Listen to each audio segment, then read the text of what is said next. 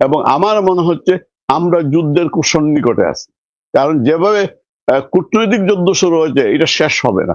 Visa বন্ধ হয়ে গিয়েছে, মুখ দর্শন বন্ধ হয়ে যাচ্ছে, এবং দিল্লিতে ভারতে যেভাবে এই উগ্রবাদীদেরকে মাথাচাড়া দিয়ে ওঠার কারণটা হচ্ছে আমাদের উগ্রবাদী, একমাত্র রাজনৈতিক দলগুলোই পারে এটা দমাইতে, কিন্তু পারবে না, পারতেছে না, তারা জানতেছে উত্তেজনা এখানে সৃষ্টি হবেই।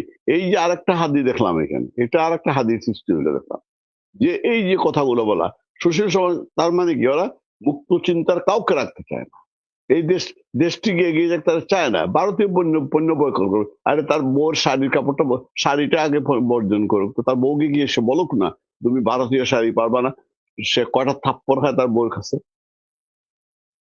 তার বউকে গিয়ে বলুক যে পেঁয়াজ আজকে আনবো না ভারতের পেঁয়াজ, বউ কি রান্না করে খাওয়াবে ওকে? ওর বউ গিয়ে বলুক না আজকে চাল আমি আনবো না ভারতীয় চাল, ও কি ওর বউয়ের শাড়ি কিনে বন্ধ করে দিবে নাকি? কই থেকে কিনবে সে শাড়ি? কই থেকে কিনবে? বাজারটা কোন জায়গায় হয়? ও কি বুঙ্গার বিড়ি খায় না? গ্রামে গিয়ে বলুক তো ভারতীয় বিড়ি খাবে না, ফিরে আসতে পারে কিনা। শহরে এই এই সুযোগটা করে এই ইউনুস, সব ইউনুস বুঝতে পারতো না। আমি আরেকটা, ইউনুস নিজে সরাসরি জঙ্গি হইতে পারবে না পশ্চিমাদের চাপের কারণে, কিন্তু সে জঙ্গিদেরকে লালন করতেছে নিজের ক্ষমতা টিকিয়ে রাখার জন্য। ইউনুস বুঝতেছে না সে কোন জায়গায় দাঁড়িয়ে আছে, সে কোন জায়গায় দাঁড়িয়ে আছে। এবং রাজনীতি নেতারা বুঝতে, সুশীলটা আজকে মাহফুজা নাম কি বলছে, এই মাহফুজা নামরা এই প্রথম আলোরা এই জঙ্গিদের লালন পালন করে নাই, গোপনে প্রকাশ বিভিন্ন কথাবার্তা বলে, আজকে যে মতিউর রহমানরা অসহায়ের মতো কথা বলে, আজকে যে সাংবাদিকরা অসহায়ের মতো কথা বলে, ওরা উৎসাহিত করে নাই এদেরকে? আগে করে নাই, এখন কেন? এখন তো আওয়ামী লীগ শেখ হাসিনার সময় তো বলতেন গণতন্ত্র ইয়ে হচ্ছে, বিঘ্নিত হচ্ছে গণতন্ত্র, আজকে কি বলতেছে? আপনার নিজের জীবন নিয়ে শঙ্কা প্রকাশ করতে মাহফুজুর রহমান করে নাই, জীবন নিয়ে সবাই শঙ্কিত কেন? এই অবস্থা সৃষ্টি কারা করেছে? শেখ হাসিনার প্রচুর থাকতে আছে দোষ, কিন্তু একটা জিনিস তো ছিল, উনি তো এদেরকে দমন করে রেখেছিলেন যেভাবে, দমনকে যদিও জোর করে দমন করা যায় না, সেখানে মনস্তাত্ত্বিক ভাবে যদি আমরা করতে, উনি জোর করে দমন করেছে, কিন্তু কোচিং সেন্টার চলেছে, মাদ্রাসা সবকিছু চলেছে, কিন্তু চাষ কিন্তু হয়েছে, কিন্তু এইভাবে মাথা ছাড়া দিয়ে উঠতে পারেনি। এদেরকে সঙ্গে নিয়ে আপনারা কোটা আন্দোলন করলেন, সরকার পতন ঘটাইলেন, সবাই মিলে রাস্তায় নেমে আসলেন, ছাত্র জনতার নামে গোয়া মারি দিচ্ছে। এখন যে কোনো কিছু হইলে ছাত্র জনতা বলে, মিডিয়া এখন শব্দ নেই, ছাত্র জনতাকে গোয়া মারতেছে। বলবো কি এগুলা, মানে মুখে খারাপ করতে হয়, কি করতেছে এগুলা? এই যে কথাগুলো বললো আর খাদি না, এইভাবে কি সম্ভব? যারা বলতেছেন আপনার বউকেই বলেন না। বাংলাদেশের কোন শিল্পী সাহিত্যিক মানে কাউকে রাখতে হবে না, তাকে ধ্বংস দিতে হবে, মেরে ফেলতে হবে। উনার বক্তব্যটা শেষে এইরকম বলতেছে। আমি বলবে না কেন, বলবে এই কারণে যে বুদ্ধিজীবীদেরকে জামাত পাকিস্তানি হত্যা করেনি, ভারতীয়রা মারছে, এই কথা যখন আমাদের সাংবাদিকরা বলে, সরকার প্রধান বলে, তখন তো এরা উৎসাহিত হয়। তো এরা কি চাচ্ছে? কোন শিল্পী থাকবে না, ছায়ানটকে না আক্রমণ হচ্ছে। আমি ওই দিন আপনাকে বলেছিলাম, আপনাকে প্রশ্ন করে এই কারণটা হচ্ছে ওরা বাঙালি বলতে কোনো কিছু রাখতে চায় না, বাঙালি সংস্কৃতি রাখতে চায় না, ওরা পশ্চিমা ইয়ে উগ্র সংস্কৃতিকে নামতে চায়, ওরা আরবিতে উর্দুতে বাংলা লিখতে চায়, ওরা উর্দুতে রবীন্দ্রসঙ্গীত লিখতে চায়, নজরুলকে তারা নিজে মনে করে নিজে নজরুল কাফের, একসময় মুল্লারা কাফের বলে নাই, নজরুল তো কাফের বলেছিল, বলে নাই? নজরুল সাম্যের কবি। অর্থাৎ যখন আপনি মানুষের কথা বলবেন, সাম্যের কথা বলবেন, তখনই আপনাকে মারবে ওরা। ওরা কোনো মুক্ত চিন্তা রাখতে চায় না, এইটা আমাদের সুশীলরা বোঝে না। এদেরকে মারাই উচিত, আমি মনে করি এর সাথে সুর মিলে বলতে সুশীলদেরকে মারাই উচিত, শিক্ষা হবে এদের। এই মাহফুজান আমাদের শিক্ষা এখনো হয় নাই, এখনো আশ্রয় নিতেছে, এখনো শিক্ষা হয় নাই, রাস্তায় নামতে পারে না। ওরা তো মিশন নিয়ে আসছে, এই দেশটাকে শেষ করে দিতে চায়, পয়সা খেয়ে আসছে। আমেরিকা এই দেশটাকে রাখতে চায় না, পাকিস্তান এই দেশটাকে রাখতে চায় না, এই দেশে সুশীল টুশীল কিচ্ছু থাকবে না। আমরা যদি এখনো না জাগি, এই যে অবস্থাটা চলতেছে, এটা কি? এই যে দীপুকে আসছে, দীপু নতুন নাকি? এই যে বিভিন্ন জায়গায় লোকজন মারা যাইতেছে, এই দীপুকে সুখ প্রকাশ করবে কি? ওর তারা উৎসাহিত করতেছে, এগুলা উৎসাহিত করতেছে। মবকে বলে কি বলে, মব নাকি প্রেশার গ্রুপ বুঝে না, মব নাকি প্রেশার গ্রুপ, এটা কথা হইলো? এই জন্য বললাম যে ভারতের যে লোকজন খেপছে, তা তো এমনিতে খেপে নাই রে ভাই। আমি আগেও বলছি এগুলা, আমার দেশে যখন কেউ আক্রান্ত হবে, সনাতনী হয়, ভারত ওরা খেপবে, সেই সুযোগটা নিচ্ছে আজকে উগ্রপন্থীরা। এই দেশ এই উপমহাদেশ যত শৃঙ্খল হবে তত পশ্চিমাদের লাভ। আমরা ওদের কাছে ধর্ণা দিব। শুধু এই যে বক্তৃতাগুলো দিচ্ছে এগুলো তো পায়ে পায়ে দিয়ে ঝগড়া করা। এখন আপনি ভারতীয় হাই কমিশনার আপনার নিরাপত্তা হুমকিতে পড়ছে। এই দেশে যে চট্টগ্রামে যে আক্রমণ করলেন আপনারা, চট্টগ্রামে আঘাত করলেন, হ্যাঁ চট্টগ্রামে আঘাত করেন নাই আপনারা, ঢাকায় করেন নাই, চেষ্টা করেন নাই, খুলনায় করেন নাই, হাই কমিশনে কে আগে করেছে? আমরা করি নাই, ভারত করছিল গে। ভারত অনেক ধৈর্য ধরছে, অনেক ধৈর্য ধরছে ভারত, অনেক ধৈর্য ধরছে রে ভাই। আর কত করবে, আর কত করবে? এই যে দীপুর ব্যাপারে বিবৃতি বিচ্ছিন্ন ঘটনা, হাদিরটা বিচ্ছিন্ন ঘটনা না, ওই যে নির্বাচন বলছিল তারপরে সবাই দীপুরটা বিচ্ছিন্ন ঘটনা, একটা জ্বালিয়ে পুড়িয়ে মেরেছে। একেবারে মধ্যযুগীয়, অনেক আগের আদিম যুগের ঘটনা। আচ্ছা, তারপরে আপনার ওই যে বিএনপির নেতা যে তার ওই যে 7 বছর মেয়েকে পুড়িয়ে মারলো, এই যে আপনার লক্ষ্মীপুরে, হ্যাঁ ওইটা কি ঘটনা? এবং এই যে এরা বলে যে বিচ্ছিন্ন ঘটনা, এই যে আমাদের ডাস্টবিন শ্রমিক বলে নাই, একদিকে পুড়তেছে, প্রথম আলো ডেইলি স্টার সে বলতেছে সবচেয়ে বেশি স্বাধীনতা বুক করতেছে মিডিয়া এখন বাংলাদেশে। এদের কোন লজ্জাশরম আছে? লজ্জাশরম তাদের থাকে না যারা স্বৈরাচার শাসন হয়। আশা যা কিছু ওই নন্দ ঘোষ সব হইলে আওয়ামী লীগ দুঃসব, সব আওয়ামী দুঃসব হয়ে গেল, তার দুঃসব যা হচ্ছে আওয়ামী লীগ। শুধু এটা ব্যক্তিগত দ্বন্দ্বের কারণেও, যেহেতু সে আওয়ামী লীগ করে না, যুবলীগ করে না, তাকে তকমা লাগিয়ে মেরে ফেলা হচ্ছে, জেলের ভিতরে মারা হচ্ছে। এই যে মারা হচ্ছে, এই যে সব, এই আজ যখন আপনি যখন চুপ করে থাকবেন, এই যে ফজলুর একটা কথা বলতেন, আমি এই দিনে বলেছি যে বুলেট কখনো জিজ্ঞাসা করে না কে আওয়ামী লীগ করে, কে ছাত্রলীগ করে, কে বিএনপি করে, ছাত্র করে। যখন দেবালয় পুড়ে তখন সবকিছু পুড়িয়ে ছাই হয়ে যায়। সুতরাং এই যে আপনার দেবালয় পুড়তেছে, আপনার বাড়িতে মনে করতেছেন আপনি বেঁচে গেলেন না, সেই আগুন যে আগুন দিয়ে যে শুরু হয়েছে, সেই আগুন কিন্তু 32 দিয়ে যে শুরু হয়েছিল, সেই আগুন কিন্তু আপনার ঘরে আজকে প্রথম আলোতে, আজকে ডেইলি স্টারে যে বাংচুর শুরু হয়েছিল, তার কিন্তু বাংচুর আপনার ঘরে, সুশীলদের ঘরে, আপনার ঘরে যেতে পারেন না। শেখ হাসিনার সময় কিন্তু আপনারা, শেখ হাসিনার সময় আপনারা নিরাপদে ছিলেন, কথা বলেছেন, বিরোধিতা করেছেন, কিন্তু এইভাবে আক্রান্ত হন।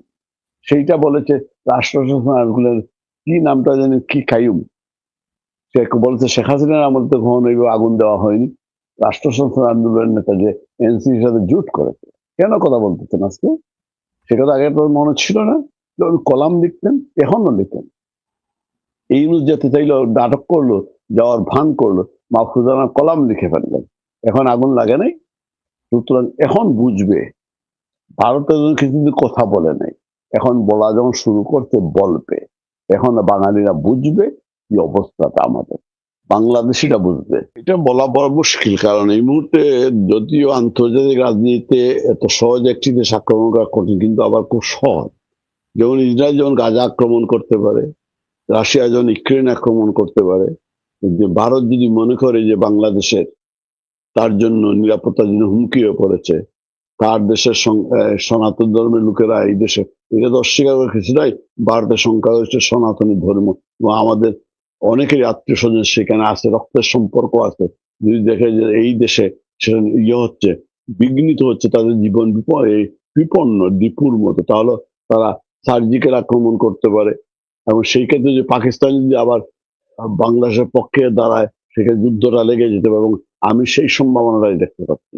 যেভাবে আমরা যদি এখানে না থামি, আমাদের পক্ষ থেকে থামতে হবে। যদি রাজনৈতিক দলগুলো, রাজনৈতিক নেতৃত্ব যদি এই দিয়ে অগ্রসর না হয়, উৎসাহিত করতে হবে, ভোট নিয়ে ব্যস্ত থাকে, তাইলে কিন্তু এই দেশটি নাও থাকতে পারে, স্বাধীনতা সার্বভৌমত্ব আমাদের চলে যেতে পারে, এবং যুদ্ধ আটকানো বড় কঠিন হয়ে পড়তে পারে। ভারতের সাথে আমরা পারবো না, কিন্তু এটা তো পরিষ্কার, ভারতের সাথে আমরা পারবো না, কেন কথা হইল না, সেইটা তো পরিষ্কার। কিন্তু সেইটা তো করতে হবে সরকারকে, সরকার তো করবে, এই সরকার দেশপ্রেমিক সরকার না।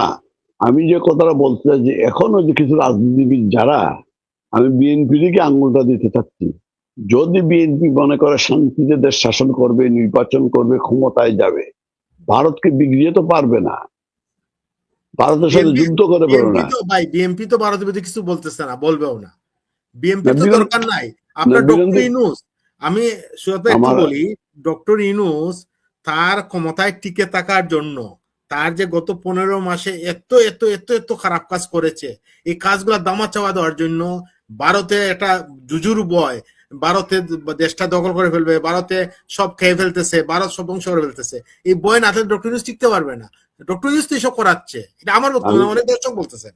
আমি সেটা তো বললাম যে নিউজ তো থামবে না করাবো, কিন্তু নিউজকে থামাতে পারে একমাত্র বিএনপি। এই মুহূর্তে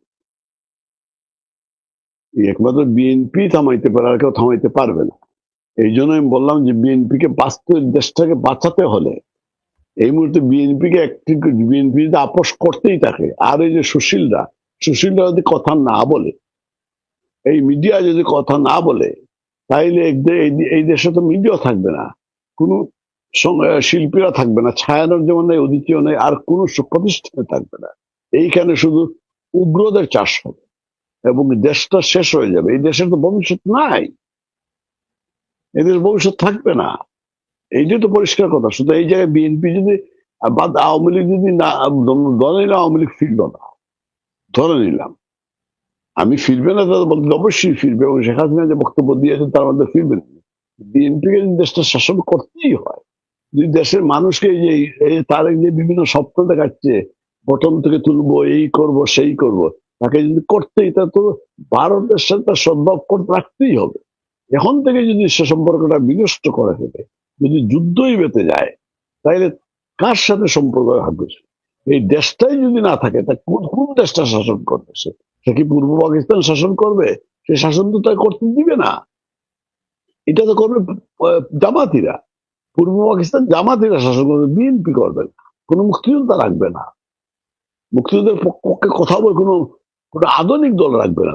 জামাত যদি ক্ষমতা, কোনো আধুনিকতা থাকবে না, সব থাকবে পশ্চাৎপদ সবকিছু। আজকে যে এই যে ভিডিওরা যে কথাগুলো, সেই কথাইগুলো থাকবে, কোনো সুশীল থাকবে না, কোনো শিল্পী থাকবে না, কেউ থাকবে না। এটা তো আমাদের স্বার্থে, এদের স্বার্থে, আওয়ামী লীগের স্বার্থ না, জনগণের স্বার্থ দরকার নেই, তোমাদের স্বার্থে তো তাদেরকে করতে হবে, তাদের সাথেই করা উচিত। না করলে, এবং ইউনুসকে একমাত্র ঘাড়ে ধরতে পারে এই মুহূর্তে বিএনপি, বিএনপিটা করবে না। আপনার সুরত ভাই, আপনি বললেন বিএনপি না হবে, বিএনপি তাদের অস্তিত্ব নিয়ে মানে লড়াই করতেছে ডক্টর ইউনূসের সাথে, নির্বাচনে দিবে কিনা। বিএনপি ডক্টর ইউনূসের পায়ে পর্যন্ত ধরতেছে। বিএনপির নেতা মির্জা ফখরুল ইসলাম নিউ ইয়র্কে কি বলছেন, যে ডক্টর ইউনূসের মধ্যে আমরা জিয়াউর রহমানের প্রতিচ্ছবি দেখতে পাই।